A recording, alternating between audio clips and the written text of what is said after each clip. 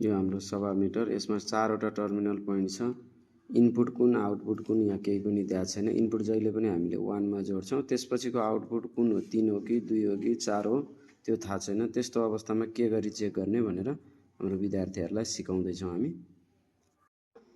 सभा मिटर है, तपाईहरुलाई यो सभा मिटर जोड्ने बेलामा मल्टिमिटर पनि भएन, यसको बाहिरको कभर पनि छैन।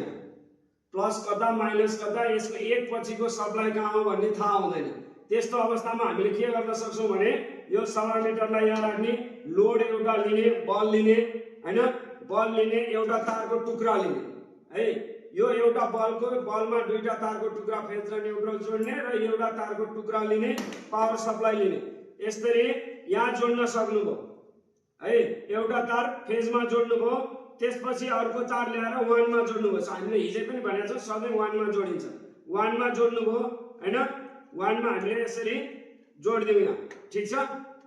1 मा जोड्दियौ, 1 पछि हामीले अब के गर्छौं त यसको सप्लाई कहाँ छ हामीलाई थाहा छ त छैन। त्यसकारण हामीले यहाँबाट न्यूट्रल लिन्छौं है, सप्लाईबाट न्यूट्रल लिन्छौं। यो पोइन्ट हाम्रो जहाँ बल्छ हेर्नु है, 2 मा बल्यो त बलेन नि है, 3 मा बल्यो बलेन। यसको मतलब अब 1 बाट हाम्रो सप्लाई कहाँ जाने रहेछ, 4 मा जान्छ। हेर्नु त 4 मा जाने बित्तिकै बल्यो भनेपछि अब यसको 1 को आउटपुट पोइन्ट कुन हो त 4 हो। अब जोड्न सक्नुहुन्छ यसरी, हेर्नु 4 मा ठ्याक्कै बत्ती बल्यो है, बल्यो नि।